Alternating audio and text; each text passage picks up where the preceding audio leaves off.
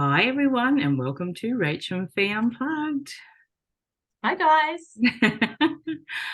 Okay, so I've got a beach scene behind me because that's where I really want to be today.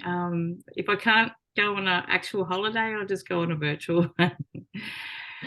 And luckily for Fi, she actually lives by the beach, so she doesn't even need this as a as backdrop. But anyway. Alrighty, so today we're going to chat about surrounding ourselves with the right people and calling in our tribe. So I'm going to kick off with the human design side of things. So I'm a 2-4, okay, and the 4 being what's the 4 again, Fiona? The networker. The networker. Oh my God, I can't believe how Oh, well, scally I the am. opportunist or networker. I like the word networker. I think it's more of a positive word Yeah, than. I agree. The opportunist makes you feel like you're taking advantage of others. And I don't Yeah, feel that about myself, but yeah, that's absolutely. sort Because of wording of it. yeah, because I'm the role model martyr. So the 3 is the martyr, but I Yeah, prefer the explorer. So yeah, I mean, yeah, it's all language, but at the end of the day, it does for me. Language has energy. So let's yeah, call you the exactly. networker. Yep. Yeah. Okay, so as a networker, okay, it's really important for me to have the right people around me. And I am able to it just organically, I meet new people, we have engaged conversations, and I get to spend time with these amazing people. Now, as you know, as someone who knows Fiona, and she hasn't actually been living in her location forever. Like, it's not like you've grown up where you live right now. Mm-mm. um I don't know that it's not as easy for you to find your community. Would you say? Mm.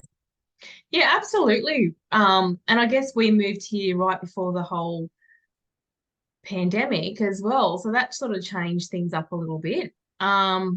So yeah, it is a little bit difficult. And I guess too, our children are a little bit older now. So, normally primary school, you sort of make more connections that way. So yeah, it can be a little bit tricky finding, well, not just people, but your people, Yeah, people that you can connect with on that sort of calling in your tribe, I guess. yeah. So for me, I live in the town where I grew up. I went to high school here, and I moved away after I had my kids, and I was away for about 10 years, and then I came back. Now, for me, I knew that I was not the version of the person I was when I left. So I knew that the friends that I had moving back, I was going to be different, and I was not going to like disregard those friendships. However, I actually made a mental decision for myself to only go to. Um, I'm just not sure what I'm going to say here. It's like I only wanted to choose the people that lifted me up and made me feel good, to spend my time and energy with. I only wanted to engage in those sorts of people. And I had to be very selective on what that was. Makes me sad. Mm, I suppose mm. it's just a way of me, knowing some boundaries, which I'd never ever really had in place before. Mm. And possibly could that be, Rach, that you wanted friends that you could authentically be yourself with rather than people where you felt like you had to hide certain parts of who you were as well? Billion percent. And not only Mm. that, I was, you know, bringing a version of me that I hadn't really come across before either. So, I was new to everyone, including myself. Mm. Um, but yeah, so therefore that made it really easy for me to, just determine the sorts of places I'd hang out. So, I'm not a pub or club type of person. I'm not a real drinker. But, you know, I women doing great things is something that really lights me up. So I joined our local women in business group, and that was quite social, and I met some amazing people through that. So for me, it was just about spending time with the people that aligned with me. Yeah, and talking about human design too, Rach, just thinking about your human design, you're a single definition, which means you're energetically independent. So while it's good for you to have those connections, you're also very comfortable within your own energy. You don't need other people to sort of bridge your energy within yourself, within your design. So yeah, but it's really interesting, like talking to four lines, how you collect people almost. It's like fourth liners, it's wherever you go, you just have these incredible networks. And that's how the opportunities are meant to come from for fourth liners. It's like having like someone who knows someone, and that's where all the opportunities come from. And it's so prevalent in your design and how things sort of unfold for you. Oh, 1,000,000%. It's like, you know, I remember when I first started offering hand readings and things like that. And, you know, I would engage with people and I talk to them about it, and they're like, oh, I don't know what that is, but I got to do it. I need to work with you. And I'm like, okay, like, you know, I didn't even have pricing or anything like that, but it was just one of those things. And they're like, oh no, I just need to work with you. And I'm like, okay, fine. Yeah. So, but, you know, I want to go back to an example of, say, my mum. Okay, poor mum. She's probably getting sick of hearing it. She's not really a bad person, and she's very supportive. Just want to say, but our views on things are very different. So, so when I first started studying hands, my mum had this image of the, you know, gypsy lady telling, you know, fortunes and things like that, which is not what I do. However, if I had listened to my mum and, you know, and her versions of what she thought I was doing, then I would never have gone ahead and pursued what I did. Okay. So luckily for me, I had some really amazing supportive friends, including Fiona, that were always encouraging and wanted to know more and excited about all this new stuff. Okay. And they're the sorts of people that we need to find and associate with in our life. And quite often it's not our family, even though we love our family, and it doesn't take away from that. It just means that, you know, these other things need to be met in some other way. Yeah, particularly if you're stepping out of that box of what's always been considered normal, Rach, isn't it? So I feel like that is such a big energy that we need to move into, is this communion with other women, like where it's safe for us to have these conversations, where we build each other up, where no conversation is off limits. And, you know, you really have the opportunity to dissect and talk about things. And yeah. And that's pretty much why we started this YouTube channel, was because we are that for each other. We can have those really weird out there conversations without any judgment. Yeah. Yeah, it's just like, you know, some of the things that we just say off the top of our heads, like, imagine, or have you ever thought, like, you know, and to actually have that safe space to do that, you know, regardless of anything else, that is priceless, really. And we want that for everyone else. Yeah. And what just popped up for me then too is, Rach, like feeling like you're seen. Like for who you are. It's not like you have to hide certain parts of yourself or be a certain person. It's like, this is who I am, and this person sees me for who I am. So I feel like that's really powerful. A lot of people go through life not really fully feeling seen, but having those friendships where it's safe for you to be you, and to feel like you are being seen for who you are in all your difference and different thought processes and or your dress sense or whatever. Yeah, whatever it is. Yeah. Yep. Now I had an example, like over the weekend. I did a intuitive expo, and in a small country town. Okay, and you know, the thing is about small country towns, a lot of people are the same and they all want to fit in and be the same. But anyone who looks different, thinks different, or is a little bit different doesn't quite fit that mold. Okay, it doesn't make them a bad person or anything like that, but it's just like, you know, they're just not going to be able to easily slip into the conversation of, you know, the norm. And that was such a big eye opener for me. So say if there was someone who was quite you know, intuitive and a lot more free thinking in that environment, they're going to stand out like a sore thumb, right? But if that same person hung out in Byron Bay, they would fit in and they would blend in and no one would question anything. Right? And like my daughter-in-law actually, she goes pigging and does all that sort of stuff. Okay. So in my world, that's not normal. Okay. But in her world and all her friends and their partners and all of that, that's what they do. So in her world, that sort of stuff is normal. So the moral of that story is we need to find our people. We need to find those ones where we don't feel like we're different. We don't feel like we're ostracized, and we feel supported in our ideas and our views. Now, how do we find this in a place where, you know, we may feel a little bit limited? I just wanted to touch on what you just said then too. I feel like the need to conform and fit in, I feel, is stronger in those smaller communities. 1,000,000%, yes. And I feel for me there was like so going back to human design again, I'm a manifesting generator. We have a big energy.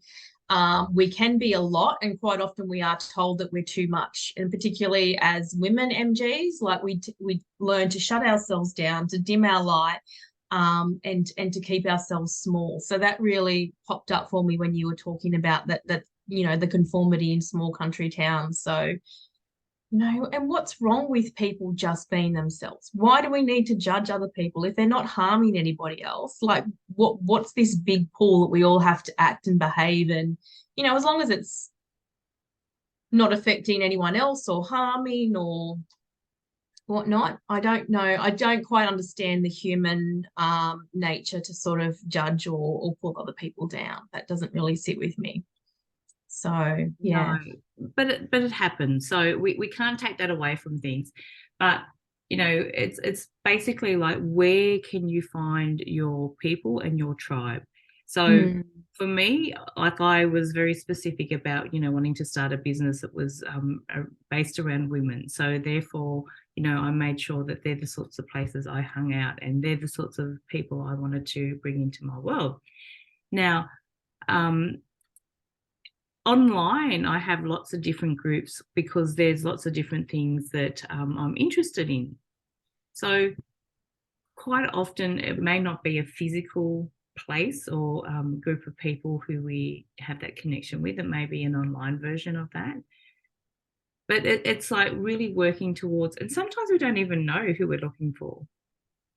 So it's about getting really clear on who it is you want to spend your time with and what sort of conversations you want to have when you do engage with people. Absolutely. And like, I've got a huge online community. Like, none of them are here in Wollongong. However, it's just great to get on a Zoom with all these people all over the world and have these beautiful conversations where we're all in alignment, have these similar ideas. Yeah, and there's not that need to feel like you do need to conform or be anything other than your authentic self. Yeah. So it'd be lovely to have that in person, and I think we can. Yeah. Yeah, and thinking about this yesterday too, Rach, I think I came across the idea of manifesting your tribe, like calling in your tribe, that, you know, when we're doing our manifestation and calling in abundance, that we need to call in the abundance of our tribe as well. And I guess that can look different. Even as a fourth line, you have a big network and a big community of people. Yeah. But you probably only need those couple, like those 2 or 3 ones. So it doesn't have to be a lot. It just needs to be that, you know, you just need those few people that, you know, you feel safe. And it's And it's so healing to have that community around yourself. Oh, exactly. It is such a healing thing because, you know, for I suppose a lot of people in our situation and in our niches and our groups of interest, it's other women, okay, that we're drawn to and we want to have those engaged conversations with. And it's not because men aren't having the same conversations. Well, it's not for me anyway. So for me, it's all about my big thing for me, my driver. This is the thing that drives me to do everything that I do, is to empower women, okay, so that they don't feel less than. And that's my own personal journey. So that's my driver. Like I've felt less than, so now it's my big thing to make sure I'm going to get emotional, that, you know, other women don't have to feel that way. All right. So that's why it's about women for me. Okay. Now, I'm not going to say that's your driver because you are an amazing mum of boys. Like you've got, and I know you've been raising, the new generation of men, and you and your husband are doing an amazing job of, bucking the system and letting them be people and not stereotyped and put into gender specific, roles and things like that. So, for you, I'm not sort of telling you what it is, but I just love that that's part of what you're doing as well. So I feel like empowering women really resonates, and even like right through my career journey, it's always been working predominantly with women and empowering women, and even if we go into the gene keys, it's a gene key 45, so it's initiating others into their own power. So that's very much, and with the boys, I guess I'm raising boys that, there's no inequality. Like they're very respectful of women, and I know, well, none of them are in relationships. I think they're too busy being free and having fun. But when the time comes, I know that they'll treat their partners like queens. Yeah. So. And I see that, like I'm privy into, your everyday life. So I just see that and I love it because, it's just a beautiful way of, changing the generational cycles and bringing in this new energy. The matriarch, I suppose. The patriarch, but it's a healthy way. We're not here to stop men being men. We're just, letting them be the human side of men as well. Anyway, I don't know. That just went on a huge different tangent that I was not expecting. But absolutely. Anyway. So like I said, this actual channel was created for us to help provide that sort of space for other people to be able to connect with like-minded people, even if they felt they were isolated. But yeah, so this is an opportunity for you to sit and reflect, because we like to do that a little bit, about what sort of people you want in your life and get really specific with that, because that's what I had to do for me to be okay with saying yes or no to something, because I was always a real, yes person. So I was a people pleaser. People would, invite me somewhere and I'd feel bad if I said no. So that was such a huge thing for me to mentally get around and go, these are the sorts of people I want to spend my time with. And the other ones, it's okay for me to say no with. But that was my mental conversation, okay? I had to be okay with that. To be supported in the new version of me, I had to have that conversation with me. So I would love for everyone just to, who may be feeling a little bit disconnected from community, to get really specific about the type of people and community they want to invite into their actual life on a physical, because, we couldn't quite often find those people online that we're more aligned with, but it's a little bit more difficult in the physical. So, but once we set that intention, then we're going to be able to, just attract them in. Enjoy the connections. Yeah. And and to make the time for it as well, because we do get busy, like if you're a working mum, and just at the end of the day to allow some time for yourself to make those connections, because it's so nourishing. And we need it. Women need to support women. It's a support that you don't get in other relationships. Exactly. And the Red Tent, the book The Red Tent, that's all about women, having those deep, meaningful, hard conversations, and we as women need that. We need that support of other women, and as much as we try and sort of fob that off, it's really important to us to have that. Anyway, so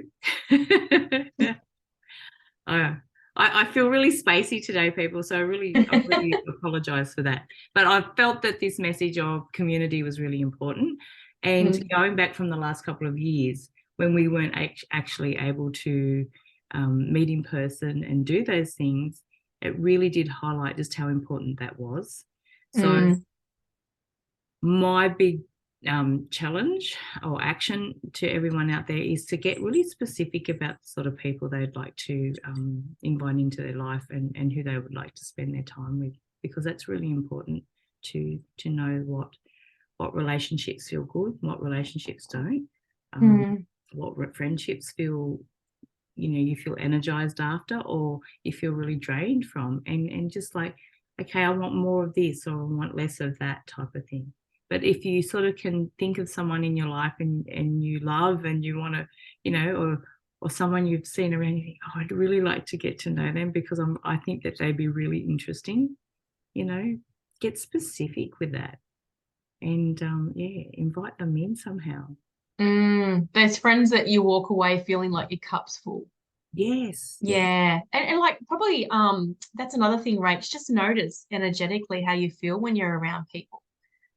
If you come away feeling all drained, then maybe you've got an energy vampire in your life. So just pay a little attention to how your body feels when you're around people. But it's about those relationships where you come away and you just go, oh, I just felt seen, so energized, so cherished. That's the sort of soul tribe that you need to call in, and we need to do that for each other and hold space. And definitely. And that's what the importance of today was, to say, you know what, let's start calling in our tribe people. We don't have to do this alone, and have fun with that. And I think too, one thing that the last couple of years, like obviously we weren't physically able to, but the online community has grown, and that's one good thing that has come out of it, Rach, that people are connecting in these other different ways through communities online, which obviously it's nice to have your community in person, but there's also those other communities online too, which people with same interests, same belief systems and that sort of thing. So exactly. And even if you're in an isolated area, like, don't disregard your CWA hookups or things like that, because, I'm pretty sure that they came about just to give women an opportunity to come together and, have that, support system. Because my grandmother, is really weird. My grandmother was big on the CWA, and, she had one friend who, when they went away, they used to go, they got crystals and they got things like that. I never knew any of that about her, because I just thought that the CWA was, you go and cook. Coffee and scones. You cook, you exchange recipes, or, but it was so much more than that for the ones involved. It was just us looking, from people outside looking in, saw one thing, but we didn't really understand what the magnitude of the connections internally were. So it was pretty cool. So going off that too, Rach, I feel like some of that has been, a lot of it has been lost with women working full time, which has brought other positives as well. So not to take away, it's just a different. But I was listening to a podcast and it talked about women who, I'm not sure which country it was, but they'd all go down and do their washing at the river. And then once the women got washing machines, they all got depressed and they couldn't figure out what was going on, because that was their community. That was their time together every morning doing their washing. And as convenient as a washing machine was, they weren't getting those nourishing connections. Yeah. So I thought, oh, that sort of just goes on from what you're saying with the CWA, which was such a huge thing for country women back in the day. My grandmas were both in the CWA and all those different organisations. And and not only that, it provided them with stories and you know, about this trip or that trip, or you know, someone who was a bad cook trying to just like, it just had conversation and made people feel, you know, good about themselves. Yeah. Anyway, do you have anything more to say, Fiona? I'm feeling. Should we do some cards quickly, Oh, Rach? that would be great. Because tell me why I'm so flaky today, will you? No, like there's a lot of energy. I'm feeling it. I'm feeling flat today. I'm feeling a little more emotionally like this. Rachel said she's feeling flat, but there's lots of, like, we've just had a new moon. We've got the moon in Cancer, which is about to oppose Pluto, which is squaring. We just moved into different nodes. So our nodes have moved into Aries and Libra. So like there's a lot of energy at the moment that's building up to the end of the week. And I think energetically Rachel's feeling it. I am, yep. But I'm still not 100% either with this. Yeah. I don't know. But I'm always like that anyway, Fiona. I'm glad you get to experience it. Yeah. Well, I've experienced the last couple of days and I'm like, you know what, this is not my stuff. I just need to allow this energy to move through me, because it's definitely collective. Yeah. Okay. Just need a couple to jump out. Yeah. So this is a message for the collective. So, you know, Fiona's just pulling some cards on what we need to. Oh, love this one. This one. Okay. I'm just going to go with two. Okay. I think. Perfect. Oh, hang on. I'll just see if one more wants to jump out. But I feel like. Well, maybe do the two and then the bottom one to bring it home. Isn't that what you're thinking? Perfect.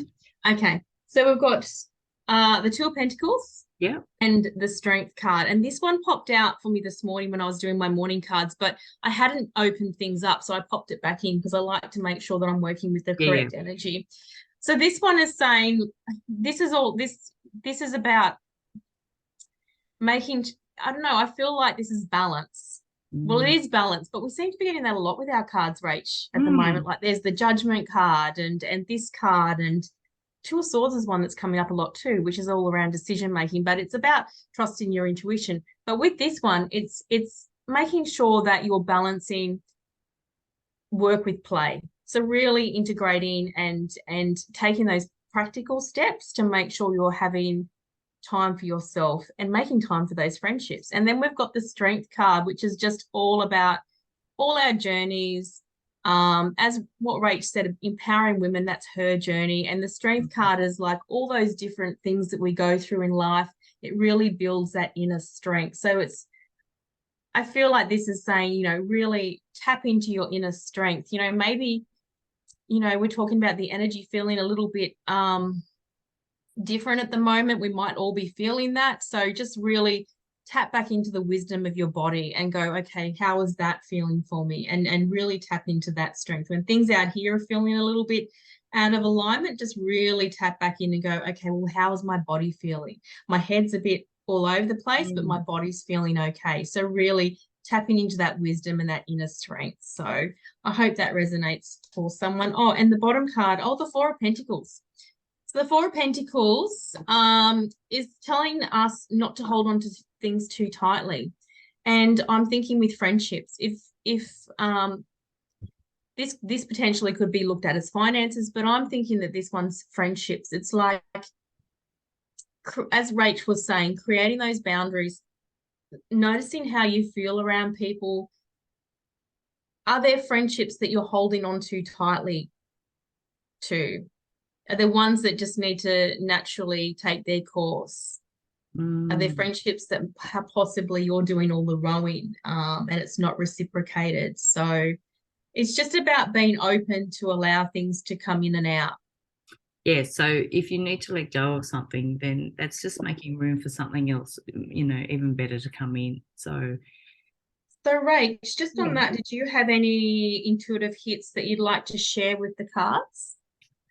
Well, when you were saying about the Two of Pentacles being balanced, I could see like it was like the bag looks like the shadow area there creates that added, that synergy. And then the other one, what was it? The lioness. It's about letting that inner lioness out, and it's almost like fighting for yourself. Getting that really like, if you don't stand up and fight for you, then no one else is going to. So it's like, you have to be the one, the warrior, you have to champion yourself. That's what I got from that. I'm hearing the Raw song. Yeah. That's going to be in my story later on, for sure. And that one, I can see how she's holding the purse close to her. But yeah, sorry. Yeah, no, I'm just feeling that anything that we hold close to us, it's energetically not right. We need to be free with it. We need to be flowing. Yes. It's like, money in, money out, but you can't just hold it all in, because that doesn't create the change you want either. So it's that ebb and flow of everything. It's the ebb and flow of the ocean behind us here. It's in and out, baby, in and out. I always think this one's like water. The harder you try and hold a cup of water, the quicker it slips through your fingers. So it's like having that abundant inner state, knowing that, as you said, as things come in, they also go. So not to try and like clutch onto things too tightly, because the tighter you, when you're white knuckling something, it just doesn't work. It's like a repellent to like the manifesting process, isn't it? Completely. Alrighty, well, thank you for tuning in, because this has been a bit of a roller coaster, actually. Maybe that's why. Maybe it's been like this for a reason. Yeah. Because that's the energy at the moment. I feel it, Rach, for sure. So I appreciate you're not alone if you're feeling it as well. Exactly. There's so much happening, and we're just giving you a practical example of that actually happening in real time, because we're and that's what, that's just us showing up authentically as ourselves, because some days you're going to be, your energy is not like this. We have our peaks and we have our troughs. So it's just acknowledging that and being okay with it. I'm just thinking of Piggy in the trough at the moment. I think on that note, I will say goodbye, and we'll talk to you next week. Awesome. Thanks. Bye. Bye.